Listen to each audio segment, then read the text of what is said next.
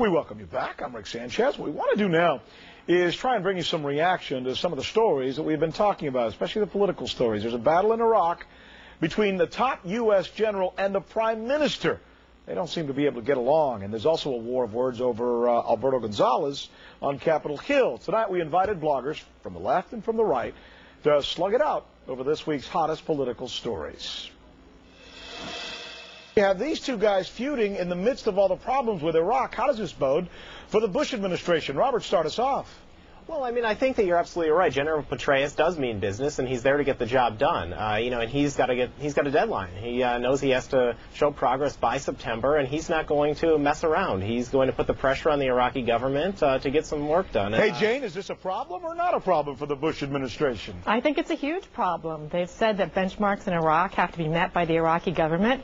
It doesn't look like it's going to happen. There's feuding between the people who are tasked with carrying it out. It's a mess.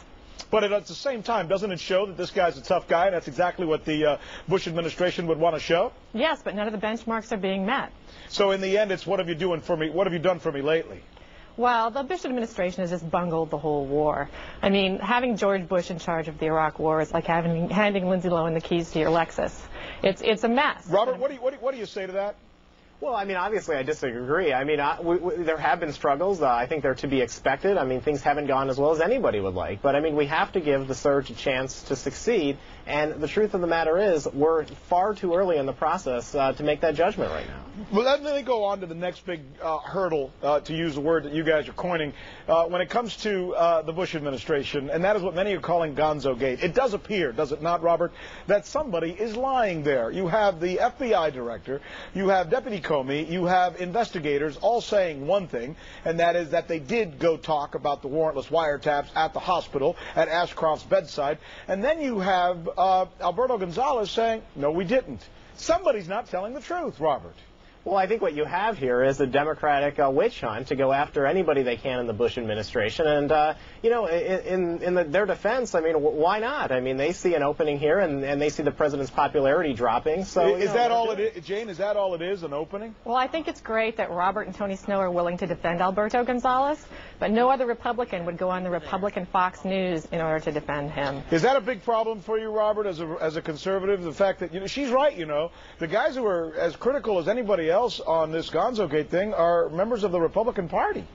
Well, I mean, obviously you have some Republicans doing that, Arlen Specter, being one, but even Arlen Specter today on the Sunday morning shows was saying, we need to give Gonzales a chance. Pat Leahy's going to give him a week to clarify his testimony. So, I mean, I think it's probably too soon. But let me ask you point blank. Somebody is lying, right?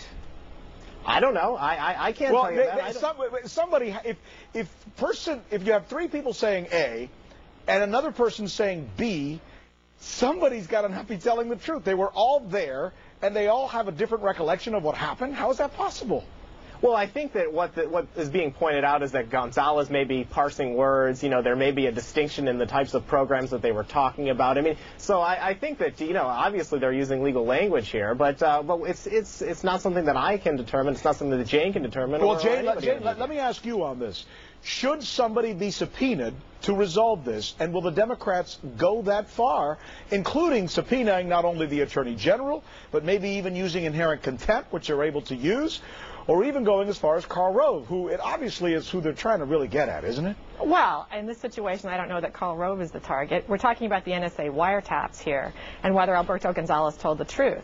His version of events is not borne out by anyone. Nancy Pelosi, Tom Daschle, Robert Mueller, James Comey, for event after event after event. But the question to you is, Jane, do you think the Democrats should actually put their actions where their words are, and that is actually start issuing subpoenas to get to the truth on this thing? Well, they've issued a lot of subpoenas, as you know, and the White House isn't complying with them. So I think you're absolutely right. Inherent contempt is the next option. Interesting to see if it goes that way. Thank you both, Robert, Jane, for being our guests tonight. Appreciate it. Thank you.